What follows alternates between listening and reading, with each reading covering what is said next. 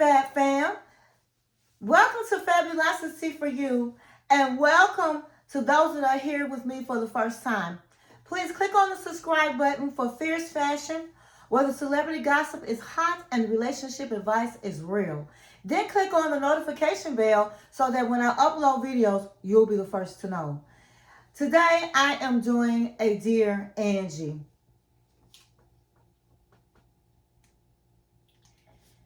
Hey guys, I'm Angie, for those that are here with me for the first time, and I am a relationship coach. And I give real, unfiltered relationship advice because some of y'all are out here loving people who are playing in your face. So if you are in need for advice, please email me. My email is in the description. My email address is fabulosity1550@gmail.com, and I'll be more than happy to give you some advice. Also, if there's a specific topic you would like for me to talk about, again, please email me. My email is in the description. Okay, and today's letter is messy, it's painful, and it's way more common than people want to admit. So let's get into this Dear Angie. I received a letter from a woman that lives in California. So shout out to California. Shout out to the person that wrote this letter, because when you write in to me, there are other people that are going through the same things that you are going to. And so by me discussing it, we are helping other people. So thank you for writing in. So let's begin. It says, Dear Angie, I've been going back and forth about writing you because honestly, I am embarrassed. Not just a little bit embarrassed, but deeply embarrassed. But I need real advice, not just my friends hyping me up or telling me what I want to hear. So here it goes. I've been with my husband for 18 years. We built everything together: home, kids, business, the whole power couple. Imagine people love to comment on. From the outside, we look solid, like the couple everyone thinks is unbreakable. But behind every closed doors, it's been cracks, then fractures, and now it feels like everything is about to shatter. About a year ago, I started noticing changes in him. Subtle at first, just subtle. He became more protective over his phone, started stepping out to take calls, going to late meetings that didn't quite add up. You know, that gut feeling women get, that quiet voice that says something isn't right. Yeah, that voice got louder and louder. At first I ignored it. I told myself I was overthinking. We've been together almost 2 decades.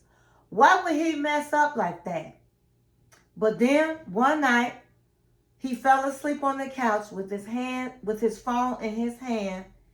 And Angie, I looked, and I know some people would say I shouldn't have, but something in me needed to know the truth. What I found, I wasn't ready for. There were messages, not just flirting, full emotional conversations, deep ones, talking about missing her, thinking about her all day, even talking about our marriage like it was a burden he was carrying. And the worst part, I knew her. It was my cousin. Yes, my own cousin. The same one who's been at family gatherings, smiling in my face, hugging me, complimenting my outfits, asking about my kids.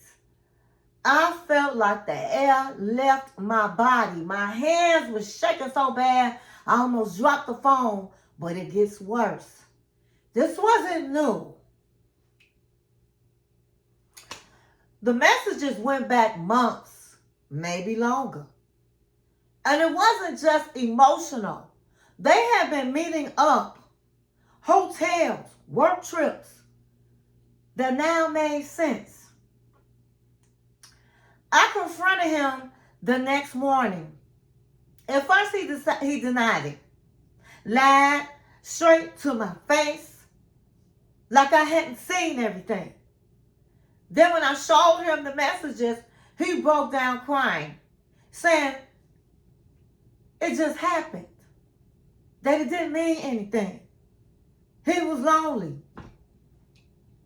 Lonely? In a house with a wife and kids? I didn't even know what to say. I started packing my bags. I went to my sister's house for a few days. During that time, my phone was blowing up. Him calling, texting, begging, saying he made a mistake. He wants to fix our marriage.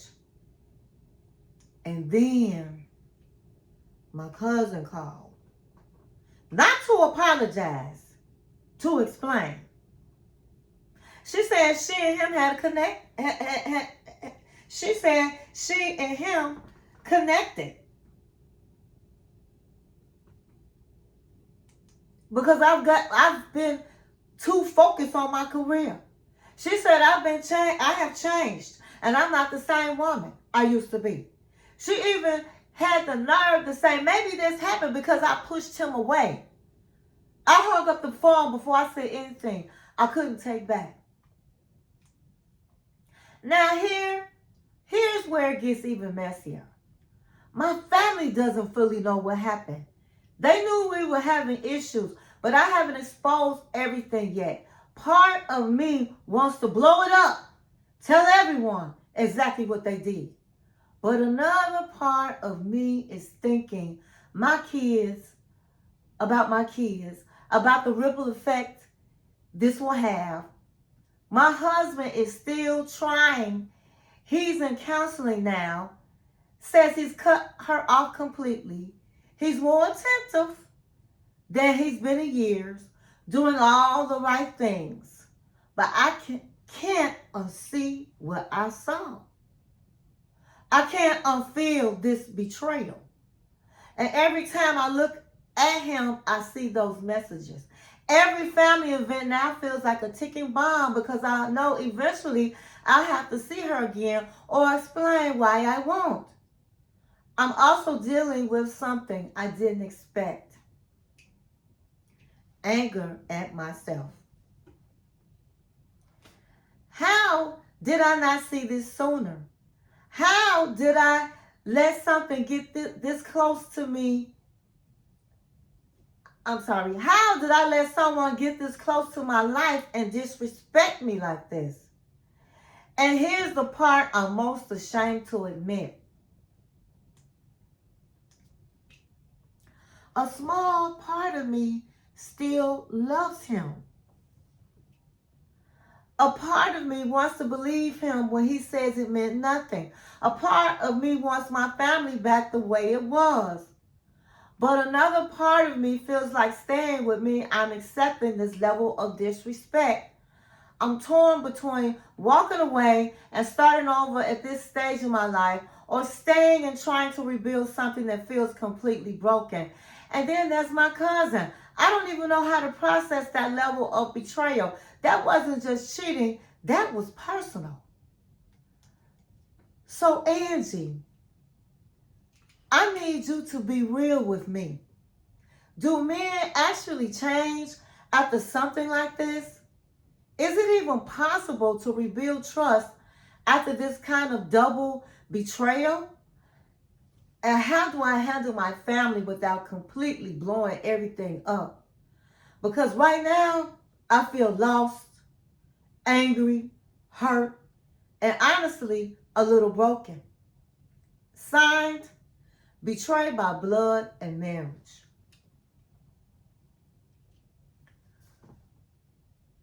Okay, Betrayed by Blood and Marriage from California. I am going to break down this letter and I'm going to give you some real advice, okay? I'm going to be real. I'm going to be 100.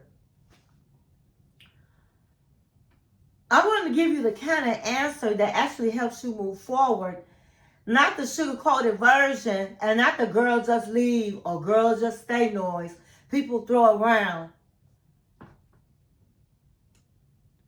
What happened to you wasn't just cheating. This was a double betrayal. Your husband and your blood. And I want to be very clear about something from the start. This didn't happen because you were too focused, too busy, or not the same woman. The explanation your cousin had given you, that wasn't honesty. That was deflection and audacity in a designer outfit. Two grown people made a series of intentional decisions over and over again. This wasn't a bad night. This was planning, hiding, lying, and looking you in your face like nothing was happening. So let's ground this in truth first, because clarity is power. You didn't cause this, but now you do have to decide what you're willing to live with. Let's deal with your husband first. You asked, do men actually change after something like this? Some do. But here's the part people don't say loud enough. Change isn't measured by tears, honey, apologies, or certain good behaviors.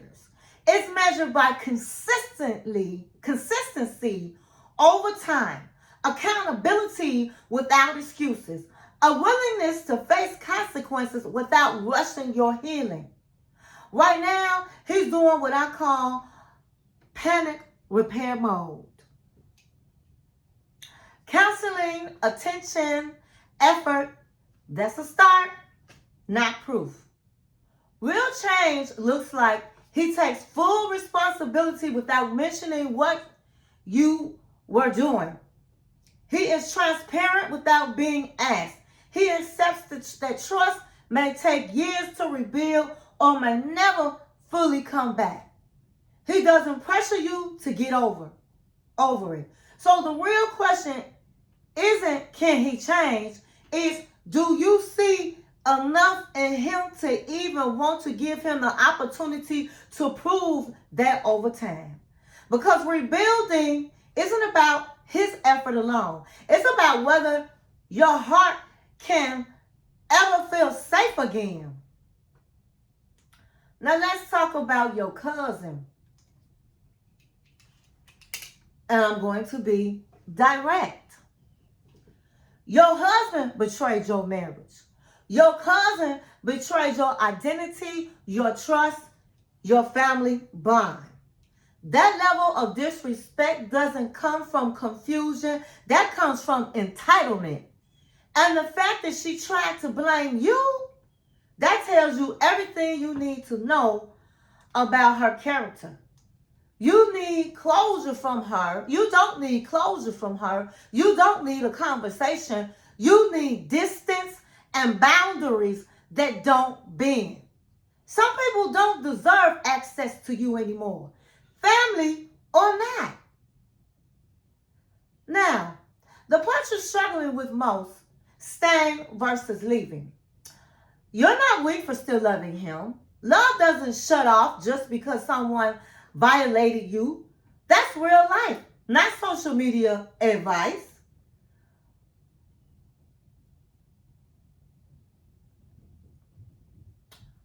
But love alone is not enough to rebuild a relationship. Here's the lens I want you to use. If you stay, you're choosing a long road of rebuilding, triggers, questions, emotional waves, watching his actions closely over time, accepting that things will never exactly be how they were. If you leave, you're choosing pain, but a different kind of pain. Cleaner pain. Rebuilding yourself and your life, letting go of what you thought your marriage was, creating peace without having to question loyalty daily. Neither option is easy, but one question will guide you. Which pain can you live with and still feel like yourself? About your family. You don't owe everyone the full story of their timeline. But understand this. Silence often protects the people who did wrong and isolates the person who was hurt. You don't have to blow up everything, but you also don't have to carry this alone to keep the peace. You can be selective. Tell the people who are safe for you. Keep your dignity without protecting their secrets. Set boundaries around events where she will be present. And let me say this clearly. You are not required to sit at tables, smile, and pretend with someone who betrayed you like that. Lastly, let's talk about you. The anger you feel at yourself, that's misplaced. You trusted people who were supposed to be trustworthy. That's not a flaw. That's what healthy people do. But now, this moment is about something deeper. You redefining your standards, your boundaries, your worth without apology. So here's your real answer. Yes, relationships can survive infidelity, but not all relationships should. And only you can decide if this one is worth rebuild.